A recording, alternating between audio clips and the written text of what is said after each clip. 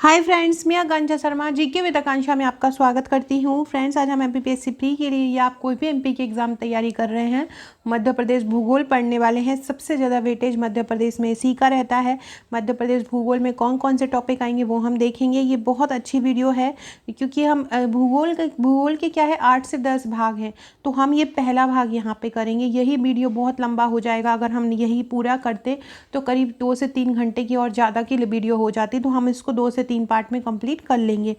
तो चलिए स्टार्ट करते हैं। आगे बढ़ने से पहले चैनल को सब्सक्राइब जरूर कीजिएगा ताकि आने वाली वीडियोस का इन्फॉर्मेशन आप तक मिलता रहे। डिस्क्रिप्शन बॉक्स में आपको हमारे WhatsApp group, Telegram group, Facebook group और इंस्टा ग्रुप की लिंक मिल जाएगी, तो आप वहाँ पे ज्वाइन हो जाइएगा। देखिए, जो मध्य प्रदेश का भूगोल है उसमें क्या क्या आएगा। एक तो मध्य प्रदेश का प्राकृतिक विभाजन आ जाता है, मध्य प्रदेश के पर्वत आ जाते हैं, मध्य प्रदेश की भूगर्भिक संरचना आ जाएगी, मध्य प्रदेश में पशु, मध्य प्रदेश के उद्यान, अभयारण्य, वन, कृषि, मिट्टी, झीलें, जनजाति, जलप्रपात, जलवायु, नदियाँ, ये सभी क्या है मध्य प्रदेश भूगोल में पूरा का पूरा आ जाएगा। अब हम जो आज पढ़ने वाले हैं मध्य प्रदेश के प्राकृतिक विभाजन से संबंधित 200 प्लस प्रश्न पढ़ेंगे, जो बहुत इंपॉर्टेंट है। आप उनको अच्छे से कीजिएगा, 1-2 बार रिवीजन कर लीजिएगा ताकि ये क्वेश्चन आपके बहुत अच्छे से कंटेस्ट हो जाए। एमपी का अगर कोई भी एग्ज़ाम होता है तो कम से कम 30 से 40% रोल मध्य प्रदेश भूगोल का ही रहता है। तो चलिए स्टार्ट करते हैं। पहला क्वेश्चन है, मध्य प्रदेश के मालवा के पठार की स्थिति क्या है। देखिए, मध्य प्रदेश का जो मालवा का पठार है, ये अगर हमारा मध्य प्रदेश है तो ये वाला जो हिस्सा होता है वो मालवा का पठार होता है। तो बोल रहे हैं मालवा के पठार की भौगोलिक स्थिति क्या है। तो मध्य प्रदेश का जो मध्य प्रदेश का जो मालवा का पठार है वो पश्चिमी भाग में 22 डिग्री 17 से उत्तरी अक्षांश में 25.8 डिग्री उत्तरी अक्षांश तक रहता है और 74.20 डिग्री पूर्वी देशांतर से 79.20 डिग्री पूर्वी देशांतर के मध्य रहता है। तो इस मध्य प्रदेश के मालवा पठार की भौगोलिक स्थिति क्या आ जाएगी। उपरोक्त दोनों ही स्थिति इसमें सेम आ जाएंगी। तो क्या हो जाएगा इसमें, मालवा का पठार राज्य के पश्चिमी भाग में 22.17 डिग्री उत्तरी अक्षांश से 25.8 डिग्री उत्तरी अक्षांश तक तथा 74.20 डिग्री पूर्वी देशांतर से 79.20 डिग्री पूर्वी देशांतर के मध्य फैला है। और ये जो पठार है वो गुना, राजगढ़, मंदसौर, धार, देवास, इंदौर, सीहोर, रायसेन और सागर जिलों में फैला है। कौन सा मध्य भारत के पठारों में सबसे गर्म माह है। मध्य भारत का पठार कौन सा होता है, जैसे कि ये हमारा मैप है तो ये वाला जो ऊपर वाला भाग है चंबल वाला, जहाँ पे भिंड, मुरैना, अशोकनगर, गुना, दतिया, ये जो शिवपुरी, ये जो जगह आती हैं ये मध्य भारत के पठार आ जाता है। मध्य उच्च पठार में मध्य भारत का पठार आ जाता है। और इसका जो गर्म माह होता है मध्य भारत के पठार का वो होता है मई। तो मई माह मध्य भारत के पठार का सबसे गर्म माह है। तो मध्य भारत के पठारों में सबसे गर्म माह मई है। इसका कारण उत्तर पश्चिम क्षेत्र की वनस्पति विहीन पहाड़ी श्रृंखला है कि उत्तर पश्चिम क्षेत्र में वनस्पति नहीं होती है। वनस्पति नहीं होगी, किसी जगह पे खाली मैदान होगा तो वो ज़्यादा गर्म हो जाएगा। तो पहाड़ी श्रृंखला निम्न वायुदाब का केंद्र बनना, और यहाँ पे क्या होता है, जब भी ताप ज़्यादा होता है तो जो दाब होता है कम होता है। ताप का और दाब जो होते हैं वो एक दूसरे के व्युत्क्रमानुपाती होते हैं। अगर ताप ज़्यादा होता है तो दाब कम होता है, दाब ज़्यादा होता है तो ताप कम होता है। एवं कर्क रेखा का एकदम लंबवत होना इसका प्रमुख कारण है। नेक्स्ट क्वेश्चन है, जाना पाव पहाड़ी जो है वो कहाँ पर है। तो जाना पाव चोटी जो है जाना पाव चोटी मालवा के पठार का हिस्सा है। याद रखिएगा, जाना पाव चोटी कहाँ पे है, जाना पाव चोटी कहाँ पे है, मालवा के पठार में स्थित है। इसके बारे में पढ़ लेते हैं। जाना पाव चोटी मालवा का हिस्सा है। इंदौर के जिले के महू के निकट जाना पाव की पहाड़ी से चंबल का उद्गम होता है। तो जाना पाव पहाड़ी मालवा का पठार का भाग है और जाना पाव पहाड़ी से ही चंबल नदी का उद्गम होता है, जो आगे जाकर यमुना में मिल जाती है। मध्य प्रदेश से प्रमुख रूप से कितने प्राकृतिक भागों में बांटा है। तो मध्य प्रदेश को 3 प्राकृतिक भागों में बांटा है। कौन कौन से 3 भागों में बांटा है। तो एक बांटा है मध्य उच्च प्रदेश, एक क्या बांटा है मध्य उच्च प्रदेश। दूसरा बाटा है सतपुड़ा मैकाल श्रेणी और तीसरा बाटा है बघेलखंड का पठार, जो पूर्वी पठार या जिसको बोलते हैं पूर्वी पठार। तो इस प्रकार से मध्य प्रदेश को 3 भागों में बांटा है। कितने भागों में बांटा है मध्य प्रदेश को? 3 भागों में बांटा है, जबकि प्रदेश के 7 प्राकृतिक भाग, और अगर प्राकृतिक भागों की बात की जाए तो 7 है। फ्रेंड्स, डिस्क्रिप्शन बॉक्स से व्हाट्सएप और टेलीग्राम ग्रुप में जुड़ जाइएगा ताकि आपको सभी इंपॉर्टेंट पीडीएफ मिलती रहें। मध्य प्रदेश का सबसे ऊंचा स्थान कौन सा है? सबको पता है कि मध्य प्रदेश की सबसे ऊंची चोटी धूपगढ़ है, जिसकी लंबाई कितनी है? धूपगढ़ की लंबाई कितनी है? 1350 मीटर है। मध्य प्रदेश प्रमुख रूप से क्या है? तो मध्य प्रदेश ना तो घाटी है, ना मैदान है, ना पहाड़ है। मध्य प्रदेश प्रमुख रूप से पठार है, क्योंकि यहाँ पे पठार ही पठार चारों तरफ फैले हुए हैं। नेक्स्ट है मध्य प्रदेश के उत्तर में उपजाऊ घाटी और रोलिंग पहाड़ियों को क्या कहा जाता है? तो मध्य प्रदेश के उत्तर में उपजाऊ घाटी और रोलिंग पहाड़ी, जो इस तरह से रोलिंग पहाड़ी है, उसको क्या बोला जाता है? उसको बुंदेलखंड का पठार बोला जाता है। तो मध्य प्रदेश के उत्तर में उपजाऊ घाटी और रोलिंग पहाड़ी को क्या बोलते हैं? बुंदेलखंड का पठार बोलते हैं। नर्मदा के पूर्वी छोर और सतपुड़ा के पूर्वी छोर आपस में कहाँ पे मिलते हैं? तो ये देखिए, ये हमारा मैप है और ये बोल रहे हैं नर्मदा का पूर्वी छोर, मतलब ये जैसे नर्मदा घाटी है, ये पूरी नर्मदा घाटी है, तो ये नर्मदा का इसका जो पूर्वी छोर रहेगा और सतपुड़ा का पूर्वी छोर रहेगा, तो ये आपस में ये स्थान पर मिलते हैं। ये जो स्थान दिख रहा है यहाँ पे मिलते हैं, और ये स्थान कौन सा होता है? महाकौशल बुंदेला बुंदेलखंड। आपने सुना होगा महाकौशल क्षेत्र के राजा थे छत्रसाल बुंदेला, तो वो वहीं महाकौशल में मिलते हैं, याद रखिएगा। तो नर्मदा के पूर्वी छोर और सतपुड़ा के पूर्वी छोर कहाँ मिलते हैं? महाकौशल में मिलते हैं। इसी महाकौशल में आपका जबलपुर है, कटनी है, नरसिंहपुर है आदि यहीं पे आते हैं। तो याद रखिएगा, नर्मदा के पूर्वी छोर और सतपुड़ा के पूर्वी छोर कहाँ मिलते हैं? तो ये कहाँ मिलते हैं? महाकौशल में मिलते हैं। नेक्स्ट क्वेश्चन है, शहडोल जिले के बांधवगढ़ पहाड़ियों के खालिस्तान पर्वतमाला स्थित है। शहडोल जिले के बांधवगढ़ पहाड़ियों में कौन सी पर्वतमाला स्थित है? तो शहडोल जिले के जो बांधवगढ़ पहाड़ियां हैं उधर पर विंध्य पर्वतमाला स्थित है। विंध्य पर्वतमाला स्थित है बांधवगढ़ पहाड़ियों में। तो याद रखिएगा, बांधव से भी विंध्य आ रहा है और विंध्य आ रहा है। तो बांधवगढ़ पहाड़ियाँ के कहाँ? शहडोल जिले में बांधवगढ़ पहाड़ियों में कौन सी पर्वतमाला है? विंध्य है। और शहडोल जिले में ही देवलोंद बांध बना हुआ है सोन नदी पर। निम्नलिखित में से कौन सा क्षेत्र मध्य प्रदेश में नहीं है? देखिए, बघेलखंड भी है, महाकौशल भी है, मालवा भी है, लेकिन छोटा नागपुर नहीं है। छोटा नागपुर झारखंड में है। मध्य प्रदेश का सबसे दूसरा उच्चतम स्थान कौन सा है? देखिए, हमने मध्य प्रदेश का पहला उच्चतम स्थान धूपगढ़ देखा था। दूसरा स्थान अगर पूछेंगे तो दूसरा स्थान है चौरागढ़। याद रखिएगा, सबसे पहला स्थान तो सबको ही पता होता है, सेकेंड नहीं पता होता है।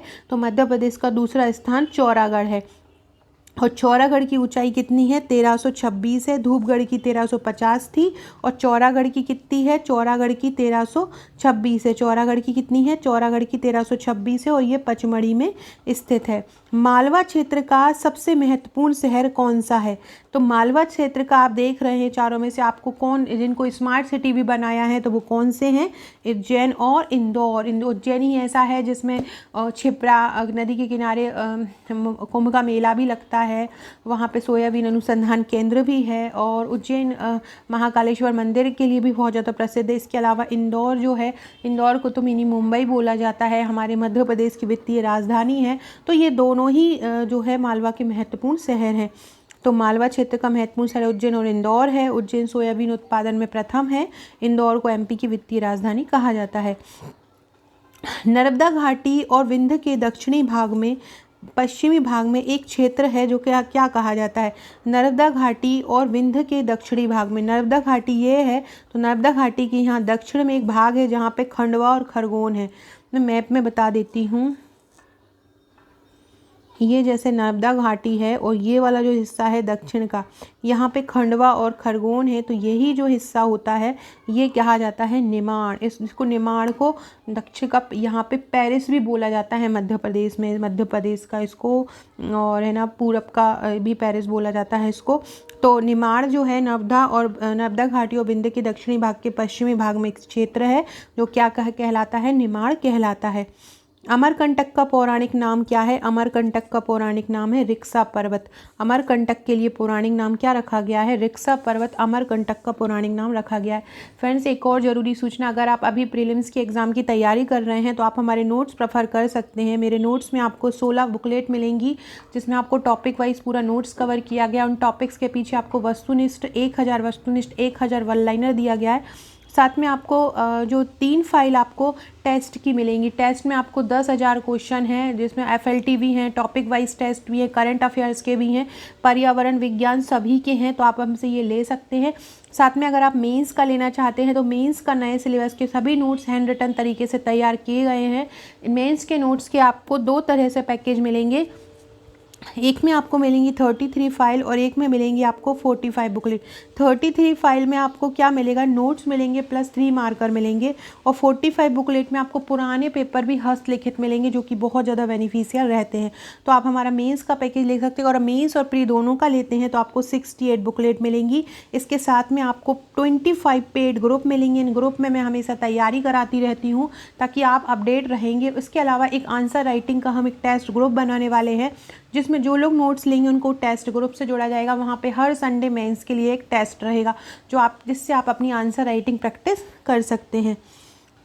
तो अमरकंटक का पुराना नाम क्या है? रिक्सा पर्वत है। मध्य प्रदेश में कौन सी पर्वत श्रृंखलाएं नहीं है? देखिए, सतपुड़ा भी है, अमरकंटक भी है, विंध्याचल भी है, लेकिन हिमालय नहीं है। बघेलखंड क्षेत्र में कौन सा शैल समूह उपस्थित है? तो बघेलखंड क्षेत्र में गोंडवाना नहीं है, आदि नहीं है, विंध्यन शैल समूह जो है बघेलखंड क्षेत्र में स्थित है। बघेलखंड क्षेत्र में कौन सा है? विंध्यन शैल समूह है। विंध्याचल पर्वतमाला किस प्रकार से फैली है? विंध्याचल पर्वतमाला कैसे फैली है? तो आप देखते हैं, जब आप मैप में देखते हैं तो विंध्याचल पर्वतमाला आपको ऐसे फैली हुई दिखती है। इसका मतलब है कि यह पूरब से पश्चिम की ओर फैली हुई है। कैसी फैली हुई है? पूरब से पश्चिम की दिशा की ओर फैली हुई है, और ये सतपुड़ा के उत्तर में समांतर है। मध्य प्रदेश में कौन सी पर्वत श्रृंखला नहीं है? हिमालय नहीं है। बगे ये हम लोग कर चुके हैं। निम्नलिखित में से सर्वाधिक प्राचीन श्रृंखला कौन सी है? तो राजस्थान में अरावली पर्वत है जो विश्व की प्राचीनतम मतलब ऐसा माना जाता है कि ये सभी तो जो नए नए पर्वत बने हैं ऊंचे ऊंचे, ये वाले पर्वत हैं, लेकिन अरावली पर्वतमाला जो है वो सबसे पुरानी पर्वतमाला है। साड़ियों के लिए प्रसिद्ध चंदेरी का पठार कहाँ पे है? चंदेरी का पठार बुंदेलखंड में है। चंदेरी के लिए जो पठार प्रसिद्ध है वो कहाँ पे है? तो चंदेरी बुंदेलखंड के पठार में है। गंगा और महानदी के बीच जल विभाजक किसका भाग है? तो बघेलखंड का पठार जो है गंगा और महानदी के बीच जल विभाजक का भाग है, जल द्विभाजक का भाग है, मतलब जो जल को दोनों को द्विविभाजित करता है। कौन सा है? बघेलखंड का पठार। नेक्स्ट है लमेरा हिल्स कहाँ पे हैं? तो लमेरा हिल्स जबलपुर में है। लमेरा हिल्स कहाँ पे हैं? तो लमेरा हिल्स जबलपुर में। याद रखिएगा, लमेरा हिल्स कहाँ है? लमेरा हिल्स जबलपुर में है। इसके बाद आपको सुमेलित करना है कहाँ पे कौन कौन सी मिट्टी पाई जाती है। देखिए, काली मिट्टी मालवा के पठार में पाई जाती है, ये सही है। लाल मिट्टी रीवा पठार में पाती है, ये भी सही है। जलोढ़ मिट्टी मध्य भारत के पठार में पाई जाती है, और लेटराइट मिट्टी छिंदवाड़ा और बालेघाट में पाई जाती है। तो ये चारों ही ऑप्शन सही है, तो पहला ऑप्शन इसका सही हो जाएगा। नेक्स्ट क्वेश्चन है, सोन नदी की सर्वाधिक लंबाई किस प्रदेश में? सोन नदी जो है वह भी हमने शहडोल में एक बांध बनाती है, और सोन नदी की लंबाई सबसे ज़्यादा, जब ये ईस्ट की नदी है मतलब मध्य प्रदेश के पूरब की नदी है, तो वहीं इसका सर्वाधिक भाग होगा। तो इसका आंसर क्या हो जाएगा? बघेलखंड का पठार हो जाएगा। अमरकंटक से निकलती है सोन नदी, और ये नर्मदा के जहाँ से नर्मदा निकलती है वहीं से ही निकलती है, और इसकी लंबाई 780 किलोमीटर है सोन नदी की, और ये गंगा की सहायक नदी है। नेक्स्ट है, बघेलखंड मध्य प्रदेश के किस भाग में? बहुत सरल है, उत्तर पूर्व भाग में है। प्रदेश का कौन सा क्षेत्र विंध्याचल और सतपुड़ा पर्वतमालाओं के बीच स्थित है?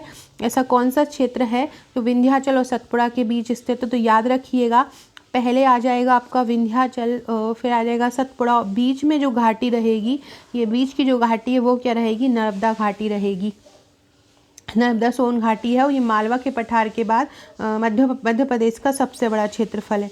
मध्य भारत के पठार से संबंधित निम्न कथन में से कौन सा सही है? यहाँ का जमीन का अधिकांश भाग उबड़ खाबड़ है, नहीं है पूछ रहे हैं, तो ये नहीं है। यहाँ का जमीन का उबड़ खाबड़ ये बिल्कुल सही है, क्योंकि जलोढ़ मिट्टी यहाँ पे पाई जाती है, नदियों ऊपर से नदी बहती आती है उत्तर से, तो यहाँ पे क्या अपर्दित हो गई है, तो उबड़ खाबड़ है। डकैतों की समस्या ये भी सही है, और यह प्रदेश के उत्तर व उत्तर पश्चिम में स्थित स्थित है, ये तो इसका आंसर क्या हो जाएगा कि इस उपयुक्त में से कोई नहीं। निम्नलिखित में से कौन सी नदी मध्य भारत के पठार की नहीं है?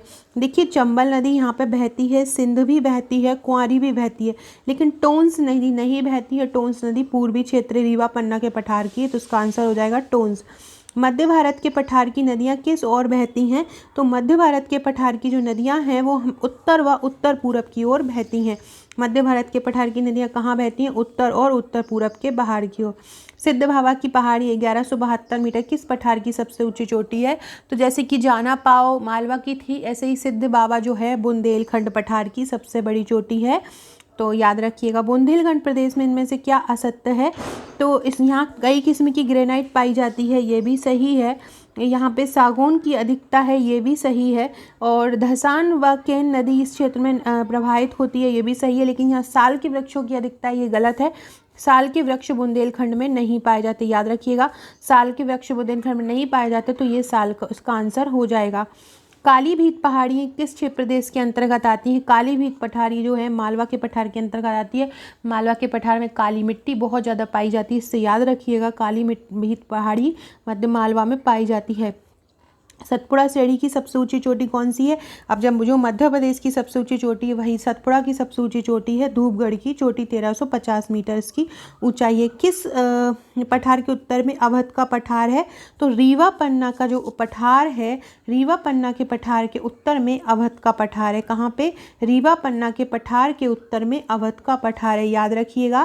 फ्रेंड्स अगर आपको वीडियो मेरे पसंद आते हैं तो कमेंट जरूर कीजिएगा, और इसके अलावा आप मेरे वीडियो को अगर शेयर करेंगे तो मैं और आपके लिए इस प्रकार के वीडियो मैराथन लेके आ पाऊंगी, क्योंकि मैराथन वीडियो में बहुत ज़्यादा टाइम जाता है और एक साथ बोलना पड़ता है। लेकिन अगर रिस्पॉन्स ज़्यादा लोगों को इससे फ़ायदा मिलेगा तो मैं ऐसे और भी, जैसे कि मध्य प्रदेश की राजनीति है, मध्य प्रदेश की अर्थव्यवस्था है, वो ये लेके आऊँगी। तो इसके लिए आप टेलीग्राम ग्रुप से भी जुड़ जाइएगा ताकि आपको इसकी PDF मिलती रहे। व्हाट्सएप ग्रुप से भी जुड़ जाइएगा। सभी पठारों में सर्वाधिक काली मिट्टी किस पठार में पाई जाती है? तो जैसा कि मैंने बताया था अभी, मालवा के पठार में पाया जाता है, और ये कपास की खेती के लिए सही होती है। मालवा का पठार कहाँ स्थित है? तो पश्चिमी भाग में स्थित है। मालवा का पठार किस प्रकार की चट्टानों से बना है? दक्कन ट्रेप चट्टानों से बना है। मालवा का पठार का कहाँ पे? ये सभी जगहों पे मालवा का पठार का विस्तार है। गुना, मंदसौर, सागर, भोपाल से इंदौर तक, ग्वालियर से रीवा तक, सभी तक। मालवा के पठार की मुख्य नदियाँ कौन कौन सी हैं? मालवा के पठार की मुख्य नदियाँ कौन कौन सी हैं? देखिए जो चंबल नदी है, चंबल हुई, क्षिप्रा हुई, काली सिंध हुई और पार्वती नदी, ये चारों ही नदियाँ मालवा के पठार की प्रमुख नदियाँ हैं। मालवा के पठारी प्रदेश में किस मानसून के द्वारा वर्षा होती है? तो मालवा के जो पठारी क्षेत्र है, जैसे कि ये हमारा भारत है, और ये यहाँ पे अरब सागर है, और ये यहाँ पे ये बंगाल की खाड़ी है। तो कोई भी नदियाँ या तो अरब सागर में गिरती हैं या बंगाल, तो यहाँ से एक हवा जाती है और एक यहाँ से आती है दक्षिण पश्चिम मानसून। अरब सागर से जो हवा आती है, क्योंकि यहाँ हमारा मालवा का पठार है, तो यहाँ पे जो वर्षा होती है वो अरब सागर प्रदेश से होती है। तो याद रखिएगा अरब सागर प्रदेश के पश्चिमी क्षेत्र में स्थित है, वहीं से आने वाली हवा से मालवा में वर्षा होती है। मालवा के पठार में वर्षा कम होने का कारण क्या है?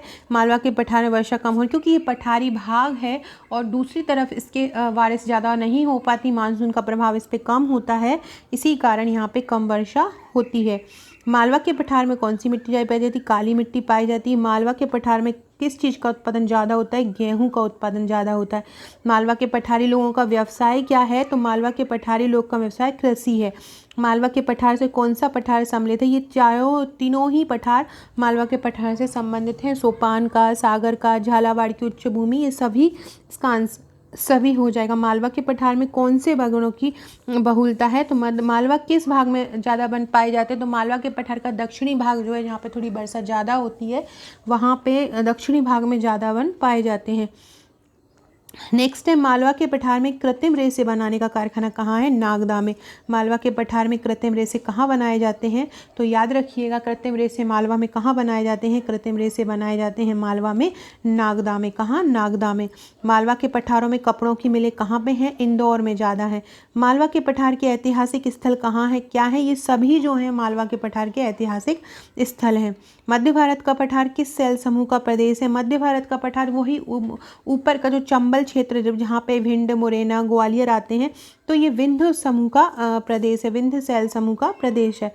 मध्य भारत के पठार में बीहड़ प्रदेशों का निर्माण कौन सी नदियों द्वारा होता है? तो बीहड़ प्रदेशों का निर्माण होता है चंबल के द्वारा, काली सिंध के द्वारा और पार्वती के द्वारा। ये नदियाँ क्या होती हैं, अपने साथ रेत ऊपर से आती हैं उत्तर से, तो अपने साथ रेत, मिट्टी, बालू लेके आती हैं और जो वहाँ की ज़मीन है मध्य भारत, वहाँ को अपर्दित करती रहती हैं, जिससे वहाँ पे ऊबड़ खाबड़ ज़मीन हो चुकी है और यहाँ पे अवनली का अपर्दन हुआ है, ये भी याद रखिएगा। मध्य भारत के पठार में कौन से जिले आते हैं? मध्य प्रदेश के उत्तर पश्चिमी जिले आते हैं, भिंड, मुरैना, ग्वालियर, शिवपुरी मध्य भारत के पठार में आते हैं। मध्य भारत के पठार में कितनी वर्षा होती है? मध्य भारत के पठार में ऑलमोस्ट औसत ही वर्षा होती है, तो लगभग 75 सेंटीमीटर से भी कम वर्षा वहाँ पे होती है। कहाँ पे? मध्य भारत के पठार में। मध्य भारत के पठार में चंबल और उसकी सहायक नदियाँ बीहड़ों का निर्माण किस प्रकार करती हैं? तो बीहड़ों का निर्माण क्यों होता है? ये सभी कारण अधिक हो जाते हैं क्योंकि यहाँ की नदियों का वेग अधिक होता है, ऊंची नीची भूमि होती है और नदियों के वेग बहुत ज़्यादा होता है तथा यहाँ पे मिट्टी भी कोमल होती है, इसी कारण से यहाँ पे जो है नदी अपर्दित हो जाती हैं। मध्य भारत के पठार में पाला व कोहरा पड़ने से क्या कारण है? तो मालवा के पठार में पाला व कोहरा पड़ने के क्या कारण है? मध्य भारत के पठार में अत्यधिक सर्दी के कारण ठंड के मौसम में पाला व पड़ने की संभावना अधिक रहती है क्योंकि ये बहुत ज़्यादा पथरीला इलाका है और यहाँ पे तापमान गिर जाता है। तो आप यहाँ लिखेंगे मध्य भारत में जो पाला गिर जाता है, तो इसका मुख्य कारण क्या है? तापमान गिर जाना। मध्य भारत के पठार में तापमान गिर जाने के कारण यहाँ पर पाला और कोहरा पड़ने की संभावना अधिक होती है। मध्य भारत के पठार में कौन सी मिट्टी पाई जाती है? तो जलोढ़ मिट्टी पाई जाती है जो कि चंबल और उसकी सहायक नदियों द्वारा लाई जाती है। नेक्स्ट क्वेश्चन है, मध्य भारत के पठार के वन प्रदेश के अन्य भागों से किस प्रकार भिन्न हैं? तो इसके जो वन होते हैं वो प्रदेश के अन्य भागों से किस प्रकार भिन्न होते हैं? क्योंकि यहाँ पे क्या होता है कि वर्षा कम होती है तो कटीली झाड़ियाँ पाई जाती हैं, तो यही कारण है कि मध्य भारत के जो पठार के वन हैं वो अन्य भागों से अलग होते हैं क्योंकि यहाँ पे कटीली झाड़ियाँ पाई जाती हैं। मध्य भारत के पठार में कौन कौन से वृक्ष मिलते हैं? तो यहाँ पे खैर, शीशम, हल्दू, बबूल, करौंदा, महुआ, मतलब जिन ऐसे चीज़ें यहाँ पे मिलती हैं, ऐसे वृक्ष मिलते हैं, यहाँ पे ऐसे वन मिलते हैं जो कम वर्षा में उगते हैं क्योंकि यहाँ वर्षा बहुत ज़्यादा औसत होती है। नेक्स्ट है, मध्य भारत के पठार में सिंचाई का प्रमुख साधन क्या है? तो मध्य भारत के पठार में सिंचाई का साधन है नहरें और कुएं। मध्य भारत के पठार की मुख्य फसल क्या है? मध्य भारत के पठार की मुख्य फसल होती है गेहूं। याद रखिएगा, मध्य भारत के पठार में पूरा चंबल क्षेत्र आ जाता है, भिंड, मुरैना, ग्वालियर, दतिया, शिवपुरी, गुना, है ना, ये सब मध्य भारत के पठार में आ जाते हैं। मध्य भारत के पठार में चीनी मिट्टी, चूने का पत्थर एवं ये बलुआ पत्थर, ये सब कहाँ पाया जाता है? तो ग्वालियर में। ये बहुत अच्छे से याद रखिएगा। चिकनी मिट्टी का भी आपसे आ सकता है कि चिकनी मिट्टी कहाँ पे पाई जाती है, तो ये सभी ग्वालियर में पाए जाते हैं। चाहे चीनी मिट्टी की बात हो, चूने मिट्टी की बात हो, चिकनी मिट्टी हो, सभी ग्वालियर में पाए जाते हैं। नेक्स्ट क्वेश्चन है, मध्य भारत के पठार के निवासियों का प्रमुख व्यवसाय क्या होता है? कृषि होता है। मध्य भारत के पठार के उत्तर में कौन सा पठार है? मध्य भारत के पठार के उत्तर में कौन सा पठार है? तो यमुना का मैदान है। मध्य भारत के पठार के ऊपर अगर देखा जाए तो देखिए ये हमारा भारत है, यहाँ पे जो है मध्य प्रदेश है। मध्य प्रदेश का जो ऊपरी भाग है ये वाला, यहाँ यमुना का पठार है। किसका पठार है? यमुना का। मध्य भारत का जो ढलान है वो ढलान किस ओर है? पूरब उत्तर की ओर है। मध्य भारत का जो ढलान है वो किस ओर है? पूरब उत्तर की ओर मध्य भारत का ढलान है। नेक्स्ट क्वेश्चन है, मध्य भारत पठार की जलवायु कैसी है? तो मध्य भारत के जो पठार है वो गर्मियों में बहुत ज़्यादा गर्म हो जाता है और सर्दियों में अधिक सर्द हो जाता है। मतलब यहाँ पे गर्मी देखी जाए तो गर्मी बहुत तेज पड़ती है और अगर सर्दी देखी जाए तो सर्दी यहाँ बहुत तेज पड़ती है। नेक्स्ट है, मध्य भारत के पठार का प्रमुख चीनी कारखाना जो डबरा है वो किस जिले में है? ग्वालियर में है। ग्वालियर में डबरा तहसील है, वहाँ पे सबसे पहला चीनी का कारखाना बनाया गया है। नेक्स्ट क्वेश्चन है, मध्य भारत के पठार में खैर लकड़ी से कत्था बनाने का कारखाना कहाँ पे है? तो याद रखिएगा, ये बहुत इंपॉर्टेंट है, इस बार मेंस में भी आया था। तो बानमोर, मुरैना में खैर लकड़ी से कत्था बनाने का कारखाना कहाँ पे है? बानमोर, मुरैना में है। नेक्स्ट क्वेश्चन है, प्राचीन आर्कियन युग की ग्रेनाइट जो चट्टानें होती हैं वो किस पठार का हिस्सा हैं? किस पठार का हिस्सा हैं? तो मध्य भारत का पठार का हिस्सा है। जो ग्रेनाइट चट्टानें होती हैं वो किस पठार का हिस्सा है? मध्य भारत के पठार का। बुंदेलखंड के पठार की ऊंचाई कितनी होती है? बुंदेलखंड के पठार की औसत ऊंचाई है 200 से 600 मीटर। बुंदेलखंड पठार की औसत ऊंचाई कितनी है? 200 से 600 मीटर है बुंदेलखंड पठार की औसत ऊंचाई। नेक्स्ट क्वेश्चन है, बुंदेलखंड पठार की प्रमुख नदियां कौन कौन सी होती हैं? बुंदेलखंड पठार की प्रमुख नदियां हैं बेतवा, धसान, केन, सिंध, ये यहाँ की प्रमुख नदियां हैं बुंदेलखंड पठार की। बुंदेलखंड पठार के प्रमुख जिले कौन से हैं? तो छतरपुर, टीकमगढ़, दतिया, ये सभी कहाँ पे आते हैं? बुंदेलखंड में आते हैं। नेक्स्ट है, बुंदेलखंड के पठार में वर्षा का औसत कितना होता है? 75 से 103 सेंटीमीटर।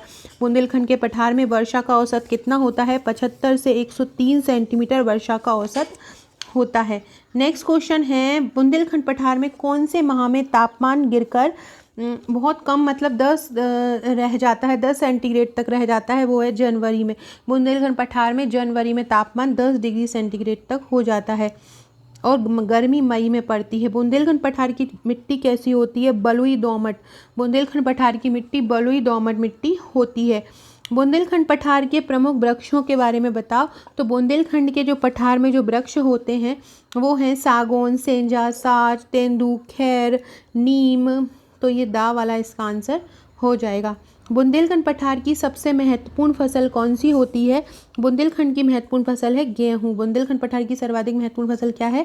गेहूँ। इसके साथ ज्वार भी इसकी महत्वपूर्ण। यहाँ पे दलहन और तिलहन भी अच्छा होता है। यहाँ के लोगों का मुख्य व्यवसाय क्या है? यहाँ की जो जनसंख्या है वो ग्रामीण है, तो यहाँ पे कृषि ही इनकी जनसंख्या का प्रमुख है। तो कृषि और पशुपालन इसका आंसर हो जाएगा। नेक्स्ट क्वेश्चन है, बुंदेलखंड पठार की मिट्टियों में किन मिट्टियों का सम्मिश्रण होता है? तो बुंदेलखंड की पठार की जो मिट्टी होती है वो बहुत सारी मिट्टियों का मिश्रण होता है। तो इसमें मेन आ जाएगा काली और लाल मिट्टी। बुंदेलखंड पठार की मिट्टी काली और लाल मिट्टी का मिश्रण होता है। बुंदेलखंड के पठार जो होते हैं उनमें किस प्रकार के वन हैं? तो बुंदेलखंड के पठार में जो वन पाए जाते हैं वो उष्णकटिबंधीय शुष्क पर्णपाती वन पाए जाते हैं। कौन से? उष्णकटिबंधीय शुष्क पर्णपाती वन पाए जाते हैं। बुंदेलखंड के पठार में साड़ियों की सुंदरता के लिए कौन जाना जाता है? चंदेरी जाना जाता है। बुंदेलखंड के पठार में 10वीं शताब्दी के शैव, वैष्णव और जैन धर्मों के संगमित मंदिर कहाँ पे हैं? वेरी इंपॉर्टेंट है। तो कहाँ पे है? खजुराहो में है। खजुराहो को विश्व धरोहर स्थल भी यूनेस्को में शामिल किया है। बुंदेलखंड पठार किस नदी के तट पर बुंदेलों की राजधानी ओरछा का महल है? तो बुंदेलों की बेतवा नदी के किनारे है ओरछा का महल, या सिंध नदी के किनारे है? कहाँ पे है? तो बेतवा के किनारे है। बुंदेलखंड पठार की किस नदी के तट पर बुंदेलों की राजधानी ओरछा का महल है? तो याद रखिएगा, ओरछा का महल किस नदी के किनारे है? बेतवा नदी के किनारे है। सोनागिरी के जैन मंदिर किस पठार के अंतर्गत आते हैं? सोनागिरी के जो जैन मंदिर हैं बुंदेलखंड पठार के अंतर्गत आते हैं। सोनागिरी में जो जैन मंदिर है ये भी याद रखिएगा, वो कहाँ पे आते हैं? बुंदेलखंड के पठार में आते हैं। नेक्स्ट है, जूदेव द्वारा बनाया गया सतकंडा महल और बुंदेलखंड पठार के किस स्थान पर है? तो सतखंडा महल दतिया में है। सतखंडा महल कहाँ पे है? दतिया में हो, ये भी याद रखिएगा। सतखंडा महल जूदेव द्वारा बनवाया गया। सतखंडा महल किसके द्वारा बनाया गया? जूदेव द्वारा बनवाया गया। नेक्स्ट क्वेश्चन है, बुंदेलखंड के प्रसिद्ध शासक शिशुपाल की राजधानी कौन सी थी? शिशुपाल, जिसमें महाभारत काल में या कृष्णा में आपने उनका नाम सुना होगा। तो ये कहाँ की इनकी राजधानी क्या थी शिशुपाल की? तो इनकी राजधानी थी चंदेरी। क्या राजधानी थी शिशुपाल की? चंदेरी राजधानी थी। और रीवा पन्ना के पठार को और क्या बोला जाता है? विंध्य का पठार बोला जाता है। रीवा के पठार को और क्या बोला जाता है? विंध्य का पठार बोला जाता है। रीवा पन्ना के पठार की सीमा कहाँ मिलती है? तो रीवा पन्ना के पठार की जो सीमा है वो बुंदेलखंड की अग्रभूमि से मिलती है। मतलब देखिए मैं बताऊँ आपको, ये मैप है और ये जो हिस्सा है ये बुंदेलखंड का पठार है, ये वाला जो हिस्सा है वो रीवा का पठार है। अब देखो ये सीमा मिल गई है बुंदेलखंड की, तो यही वो पूछ रहे हैं कि रीवा पन्ना के पठार की सीमा कहाँ मिलती है? बुंदेलखंड की अग्रभूमि से मिलती है। नेक्स्ट क्वेश्चन है रीवा पन्ना के पठार की दक्षिण पूर्वी सीमा कहाँ मिलती है। रीवा पन्ना के पठार की दक्षिण सीमा मिलती है नर्मदा घाटी से। कहाँ मिलती है? नर्मदा घाटी से मिलती है। रीवा पन्ना के पठार से विंध्य शैल समूह के भांडेर व कैमूर पर्वत श्रेणियाँ एक दीवार के रूप में क्या बनाती हैं? एक दीवार के रूप में ये प्रपाती ढलान बनाती हैं। रीवा पन्ना के पठार से विंध्य शैल समूह की भांडेर और कैमूर पर्वत श्रेणियाँ एक दीवार के रूप में क्या बनाती हैं? प्रपात ढलान बनाती हैं। फ्रेंड्स, अगर आप वीडियो कंटिन्यू देख रहे हैं तो लाइक ज़रूर कीजिएगा और एक शेयर भी कर दीजिएगा ताकि ज़्यादा से ज़्यादा लोग जुड़ें। अगर आपको मेरी वीडियो पसंद आता है तो शेयर कीजिएगा और कमेंट भी कीजिएगा। रीवा पन्ना के पठार की ऊंचाई कितनी है? रीवा पन्ना के पठार की ऊंचाई 300 मीटर से लेकर 450 मीटर होती है, तो इसका आंसर हो जाएगा 450 मीटर।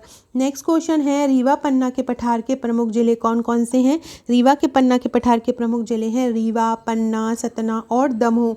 रीवा पन्ना के पठार के प्रमुख जिले कौन से हैं? रीवा है, पन्ना है, सतना और दमोह। ये रीवा पन्ना के पठार के प्रमुख जिले हो जाएंगे। नेक्स्ट है रीवा पन्ना के पठार की प्रमुख नदियाँ कौन सी हैं? तो इनकी नदियाँ हैं केन, सोन, बेतवा और टोंस। ये 4 नदी जो हैं वो रीवा के पन्ना के पठार की प्रमुख नदियाँ हैं। रीवा पन्ना के पठार में कगार से उतरते समय नदियाँ किस रूप में बहती हैं? तो कगार से उतरते समय जो नदियाँ बहती हैं वो किस रूप में बहती हैं? तो कंदराओं के अंदर बहती हैं। कंदराएं मतलब होता है गुफा। तो रीवा पन्ना के पठार से कगार से उतरते समय नदियाँ कंदराओं के अंदर बहती हैं। किसके अंदर? कंदराओं के अंदर। रीवा पन्ना के पठार में बहने वाले नदियों के शीर्षों पर क्या मिलता है? तो रीवा पन्ना के पठार में बहने वाले नदियों के शीर्षों पर क्या मिलता है? जलप्रपात मिलते हैं। क्या मिलते हैं? जलप्रपात। रीवा पन्ना के पठार के उत्तर पश्चिम की ओर वर्षा का औसत कितना होता है? तो रीवा पन्ना के पठार के वर्षा का औसत लगभग 112.5 सेंटीमीटर होता है। कितना? लगभग 112.5 सेंटीमीटर। रीवा पन्ना के पठार के पश्चिमी भाग में कैसी मिट्टी पाई जाती है? तो रीवा पन्ना के पठार के पश्चिमी भाग में दोमट मिट्टी पाई जाती है। रीवा पन्ना के पठार की किस ओर भांडेर तथा कैमूर की पर्वत श्रृंखला है?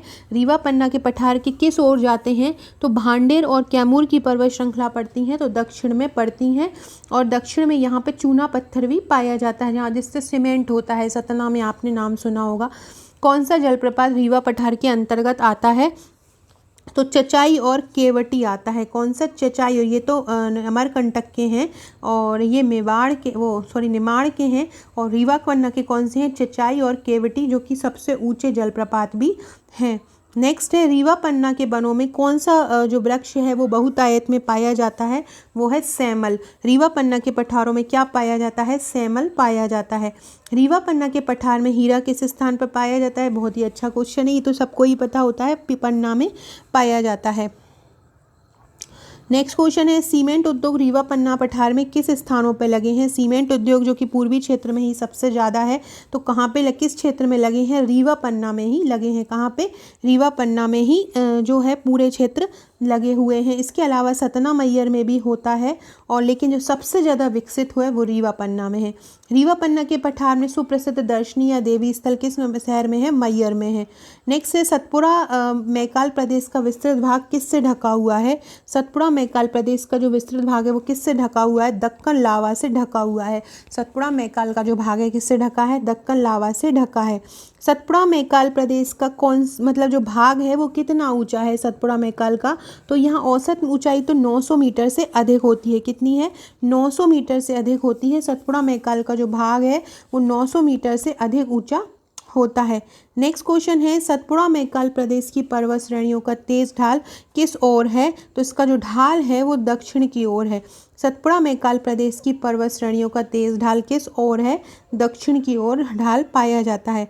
सतपुड़ा मैकाल जो श्रेणियाँ हैं उसमें कौन सी पर्वत श्रेणियाँ पाई जाती हैं? तो उसमें पाई जाती हैं राजपीपला पाई जाती है, सतपुड़ा पाई जाती है और मैकाल श्रेणियाँ पाई जाती हैं। नेक्स्ट क्वेश्चन है सतपुड़ा मैकाल प्रदेश की प्रमुख नदियाँ कौन कौन सी हैं? तो इसकी जो प्रमुख नदियाँ हैं वो है जोहिला और बेतवा। सतपुड़ा मैकाल प्रदेश की प्रमुख नदियाँ कौन सी हैं? जोहिला और बेतवा है। नेक्स्ट क्वेश्चन है सतपुड़ा मैकाल प्रदेश की मिट्टी कौन सी है? छिछली काली मिट्टी पाई जाती है। सतपुड़ा मैकाल प्रदेश में कौन सी मिट्टी पाई जाती है? छिछली काली मिट्टी इसमें पाई जाती है। नेक्स्ट क्वेश्चन है, सतपुड़ा मैकाल प्रदेश के पूर्वी क्षेत्र के सघन वनों में कौन से वृक्ष पाए जाते हैं? तो साल पाए जाते हैं। याद रखिएगा, जो साल वृक्ष हैं वो पूर्वी क्षेत्र में पाए जाते हैं। सतपुड़ा मैकाल प्रदेश के पूर्वी क्षेत्र में कौन से वन पाए जाते हैं? साल वन सतपुड़ा मैकाल क्षेत्र के पूर्वी भाग में पाए जाते हैं। सोन नदी के पूरब में कौन सा पठार है? सोन नदी के पूरब में कौन सा पठार है? सोन नदी के पूरब में बघेलखंड का पठार है। सोन नदी के पूरब में कौन सा पठार है? बघेलखंड का पठार है। नेक्स्ट क्वेश्चन है, सतपुड़ा मैकाल प्रदेश की राजपीपला श्रेणी इस प्रदेश की कहाँ पे, मतलब सतपुड़ा मैकाल श्रेणी में अगर राजपीपला श्रेणी देखें तो वो कहाँ पड़ेगी? पश्चिम में पड़ेगी, सतपुड़ा के पश्चिम में। नेक्स्ट क्वेश्चन है, सतपुड़ा मैकाल प्रदेश के उत्तर में स्थित महादेव की श्रेणियां किसके अंतर्गत आती हैं? महादेव की जो श्रेणियां हैं सतपुड़ा के अंतर्गत आती हैं। ये क्वेश्चन पीएससी बहुत बार पूछ चुका है, करेक्शन भी कर चुका है 2-3 बार, तो ये क्वेश्चन उनका फेवरेट है, तो ये क्वेश्चन अच्छे से कर लीजिएगा कि महादेव की श्रेणियां कहाँ हैं? सतपुड़ा की मुख्य श्रेणी के अंतर्गत आती हैं। सतपुड़ा मैकाल श्रेणी प्रदेश में मुख्य होने वाली फसल है, तो यहाँ पे कौन कौन सी फसल पाई जाती है? तो यहाँ पे ये तीनों ही फसल पाई जाती हैं। गेहूँ भी होता है, यहाँ ज्वार भी होता है और कपास भी होता है। नेक्स्ट है, सतपुड़ा मैकाल प्रदेश के प्रमुख अयस्क कौन से हैं? तो ये सतपुड़ा मैकाल के जो अयस्क होते हैं ये तीनों ही हैं। यहाँ कोयला भी होता है, तांबा भी होता है और चूना पत्थर भी पाया जाता है। मलाजखंड तांबे के लिए प्रसिद्ध है, जो कि विश्व प्रसिद्ध है, और नंबर 1 पे हमारा मध्य प्रदेश है। सतपुड़ा मैकाल प्रदेश में कागज का कारखाना कहाँ पे है? तो सतपुड़ा मैकाल प्रदेश में कागज का कारखाना नेपानगर में है। बुरहानपुर नेपानगर में कागज का कारखाना है, और ये केंद्र प्रायोजित संस्थान है जो हमारे मध्य प्रदेश में है। नेक्स्ट है, बघेलखंड का पठार किससे आच्छादित है? बघेलखंड का पठार पूरा वनों से आच्छादित है, क्योंकि यहाँ पे वर्षा बहुत ज़्यादा होती है। मध्य प्रदेश का प्रमुख कोयला क्षेत्र कहाँ पे है? कोयला क्षेत्र बघेलखंड को ही बोला जाता है। और बस जहाँ पे मध्य प्रदेश का जो बघेलखंड का जो सिंगरौली और शहडोल है, वहाँ पे सबसे ज़्यादा कोयला पाया जाता है। बघेलखंड के पठार में कौन कौन सी मिट्टियाँ पाई जाती हैं? तो बघेलखंड के पठार में सभी प्रकार की थोड़ी थोड़ी मिट्टी पाई जाती है, जैसे एक मिश्रित मिट्टी होती है, कहीं पे काली पाई जाती है, कहीं पे लाल काली, कहीं पे लाल पीली, तो इस प्रकार से सभी प्रकार की मिट्टी पाई जाती है। बघेलखंड के पठार की प्रमुख फसल कौन सी है? चावल। सबसे ज़्यादा चावल हमारे हमारे मध्य प्रदेश में पूर्वी भाग में ही होता है। पूर्वी भाग में कहाँ में, क्या बघेलखंड में होता है? चावल। बघेलखंड में कागज का कारखाना कहाँ है? बघेलखंड में कारखाना है अमलाई में। कहाँ पे है? अमलाई में कागज का कारखाना है। अमलाई है, उसको ओरिएंट में पेपर मिल बोला जाता है। नेक्स्ट क्वेश्चन है, मध्य प्रदेश के किस जिले में धारवाड़ शैल समूह को सौसर क्रम के नाम से जाना जाता है? तो किसको जाना जाता है? छिंदवाड़ा को। छिंदवाड़ा को सौसर क्रम के नाम से जाना जाता है, और धारवाड़ चट्टानों में ये आता है। मध्य प्रदेश में प्रदूषण नियंत्रण बोर्ड की स्थापना किस वर्ष की गई थी? तो मध्य प्रदेश में प्रदूषण नियंत्रण बोर्ड की स्थापना की गई थी 1974 में, और 1974 में ही प्रदूषण नियंत्रण अधिनियम बना था। और ये क्वेश्चन भी एमपीपीएससी एक बार पूछ चुका है। इसका उद्देश्य था जल स्रोत और वायु गुणवत्ता पर सतत निगरानी रखना। निम्नलिखित कथनों में मध्य प्रदेश की भौगोलिक दृष्टि से कौन सा सही नहीं है, आपको ये बताना है।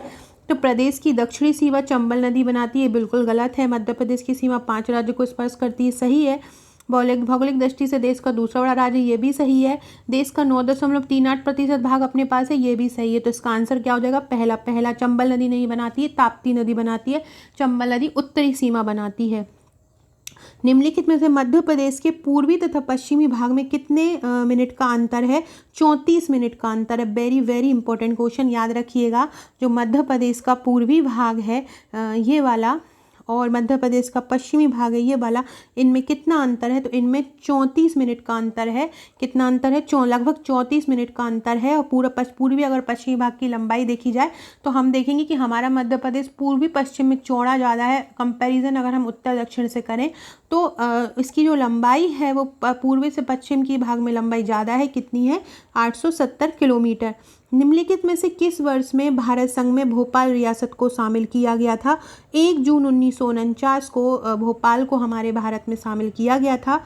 स्वतंत्रता प्राप्ति के 1947 के बाद मध्य प्रदेश की अन्य रियासतों को भी इसमें मिला लिया गया। मध्य प्रदेश के वर्तमान उत्तरी क्षेत्र के जो ज़िले हैं ब्रिटिश भारत में किस नाम से जाने जाते थे? तो देसी रियासतें, रजवाड़े, प्रिंसली स्टेट, उपरोक्त सभी। तो लगभग सभी नामों से मध्य भारत के जो वर्तमान उत्तरी क्षेत्र है उनको जाना जाता था।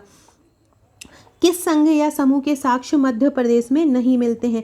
देखिए, आर्य समूह तो उत्तर में था, तो हमारे मध्य प्रदेश में इसके बहुत प्रमाण मिलते हैं, लेकिन द्रविड़ समूह दक्षिण का है और हमारे मध्य प्रदेश में इसका कोई प्रमाण नहीं मिलता है। तो विशेषज्ञ द्वारा अध्ययन किए जाने से पता चला है कि धारवाड़, आर्य, क्रिटेशियस आदि के साक्ष्य मिले हैं, लेकिन द्रविड़ समूह के साक्ष्य नहीं मिले हैं। महाकौशल किस क्षेत्र में आता था? महाकौशल सर्वाधिक मुख्य क्षेत्र था और इसको स्टेट ए में शामिल किया गया था। महाकौशल को किस स्टेट में शामिल किया गया था? 3 स्टेट बनाए थे, state A, state B, state सी बनाया गया था, जिसमें स्टेट ए में शामिल किया गया था महाकौशल को। सभी स्टेटों को 1947 के बाद शामिल किया गया था। महाकौशल की जो राजधानी थी वो जबलपुर को बनाया गया था। नेक्स्ट है, किन जिलों का समूह बुंदेलखंड में आता है? तो बुंदेलखंड में किन जिलों का समूह आता है? टीकमगढ़, दमोह, छतरपुर जो है बुंदेलखंड में आता है। 2003 में कौन सा नया जिला बनाया गया? 2003 में 3 नए जिले बने थे। शहडोल से अलग होकर अनूपपुर बना था, अशोकनगर बना था गुना से अलग होकर, और बुरहानपुर बना था। इनके मिल जाने से जिलों की संख्या 50 हो गई थी। फिर 51 अलग बना था, आगर मालवा नाम से अलग जिला बना हुआ था 51वां। मध्य प्रदेश के जिलों के पुनर्गठन से समिति कौन कौन सी है? तो एक तो है BR दुबे समिति, रंगराजन समिति, सिंहदेव समिति, आ और दा। कौन सा? तो कौन सा सही होगा? तो BR दुबे समिति थी। ये रंगराजन समिति नहीं थी, ये इससे संबंधित नहीं है, गठन से संबंधित। सिंहदेव समिति जो है निर्वाचन उससे संबंधित है, जो क्षेत्रों में अलग अलग क्षेत्रों में बांटा हुआ था, ग्राम पंचायत, जिला पंचायत, ये इस स्थानीय सुधार से संबंधित समिति थी न। रंगराजन समिति। BR दबे समिति 1998 में बनी थी और इसने 16 जिले की अनुशंसा की थी, जिसमें से सिंहदेव समिति ने 6 जिलों की अनुशंसा की थी और BR दबे ने 16 जिलों की थी। तो इसके आधार पर वर्ष 1998 में 16 जिले जोड़े गए थे, जिससे कुल संख्या 61 हो गई थी। ये उस समय की बात है जब छत्तीसगढ़ हमारे मध्य प्रदेश का हिस्सा था। किसकी सीमा धार जिले से नहीं लगती है? मंदसौर की एकमात्र जिला है जिसकी सीमा धार से नहीं लगती है, और बाकी रतलाम, झाबुआ, बड़वानी की सीमा धार जिले से लगती है। नेक्स्ट है, भोपाल जिला कब बना था? तो भोपाल जिला बना था 26 नवंबर 1972 को। भोपाल जिला कब बना था? 26 नवंबर 1972 को बना था। विभाजन से पहले मध्य प्रदेश की पूरब से पश्चिम में लंबाई कितनी थी? अभी अगर वर्तमान की बात की जाए तो वर्तमान में अभी मैंने बताया कि 870 किलोमीटर हो गई है, लेकिन अगर पुरानी बात की जाए तो पुराने में 1127 किलोमीटर थी। जब मध्य प्रदेश का विभाजन नहीं हुआ था तब पूरब से पश्चिम और बढ़ गया था, छत्तीसगढ़ का भी क्षेत्र जुड़ गया था, जिससे 1127 हो गई थी।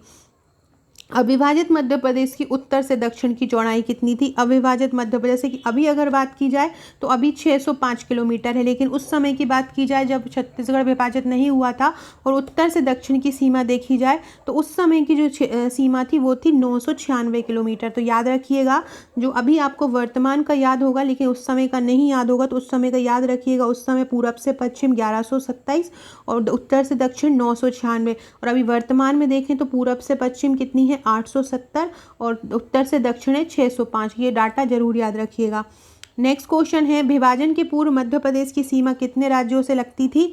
तो पहले मध्य प्रदेश की सीमा 7 राज्यों से, क्योंकि उड़ीसा झारखंड से भी लग जाती थी, लेकिन अब कितने से लगती है? 5 राज्यों से लगती है। नर्मदापुरम नया संभाग कब बना था? 27 अगस्त 2008 को नर्मदापुरम संभाग होशंगाबाद, बैतूल और हरदा को मिला के, मतलब 3 नए जिलों को मिलाकर एक संभाग बनाया गया। छोटा सा संभाग है ये नर्मदापुरम संभाग, और इस संभाग का मुख्यालय है, नर्मदापुरम के संभाग का मुख्यालय है होशंगाबाद में। मध्य प्रदेश में कितनी नगर पंचायतें हैं? मध्य प्रदेश में 264 नगर पंचायतें हैं जो अभी अस्तित्व में है। कुछ डाटा चेंज हुआ है, 266 हो गई हैं, तो याद रखिएगा 264 है। अगर क्योंकि जो अभी डाटा चेंज हुआ है उसमें उनको प्रस्तावित है, उनको मंजूरी नहीं मिली है। जब 1 नवंबर 1956 को मध्य प्रदेश का गठन हुआ तब उसमें कितनी रियासतों को मिलाया गया था? जब उसका गठन हुआ था तो कितनी रियासतों को मिलाया गया था? 79। बहुत इंपॉर्टेंट क्वेश्चन है ये कि जब 1 नवंबर 1956 को मध्य प्रदेश का गठन हुआ था तो उसमें कितनी रियासतों को मिलाया गया था? 79 रियासतों को मिलाया गया था। ये रियासतें कुछ इस प्रकार हैं। सीपी बरार स्टेट ए जो था उसकी 15 रियासतों को मिलाया गया था। मध्य भारत जो कि स्टेट बी था उसकी 26 रियासतों को मिलाया गया था। विंध्य प्रदेश में स्टेट सी आ जाता था। सी स्टेट जिस पूरा का पूरा जो पूर्वी क्षेत्र है वहाँ से 58 रियासतों को मिलाया गया था। तो सबसे ज़्यादा रियासतें किसकी थी? 58 जो विंध्य प्रदेश स्टेट सी की थी। मध्य भारत स्टेट बी की 26 रियासतें थीं और सीपी बरार स्टेट ए की 15 रियासतें थीं। मध्य प्रदेश के कितने जिले एक से अधिक राज्यों की सीमा को स्पर्श करते हैं? तो मध्य प्रदेश के कितने जिले एक से अधिक सीमा को स्पर्श करते हैं? 7 जिले करते हैं। कौन कौन से? सीधी, सिंगरौली, बालाघाट, मुरैना, झाबुआ, शिवपुरी, अलीराजपुर। ये क्या है? बिल्कुल बाउंड्री पे हैं। ये बोला जाए तो एकदम मध्य प्रदेश की ये जो सीमा पर ऐसे कोनों में बने हुए हैं जिससे ये एक दूसरी जगह से सीमा साझा करते हैं। किस देश का क्षेत्रफल मध्य प्रदेश से कम है? संयुक्त जर्मनी का क्षेत्रफल मध्य प्रदेश से कम है। किसका? संयुक्त जर्मनी का क्षेत्रफल मध्य प्रदेश से कम है। वर्तमान में मध्य प्रदेश की तहसीलों की संख्या 364 है। कितने जिले राजस्थान की सीमा को स्पर्श करते हैं? 10 जिले राजस्थान की सीमा को स्पर्श करते हैं। शिवपुरी, श्योपुर, मुरैना, मंदसौर, नीमच, रतलाम, आगर मालवा, राजगढ़, गुना, झाबुआ। ये जो जिले हैं मध्य प्रदेश के ये राजस्थान की सीमा को टच करते हैं। भूवैज्ञानिक दृष्टि से मध्य प्रदेश गोंडवाना लैंड का भाग है।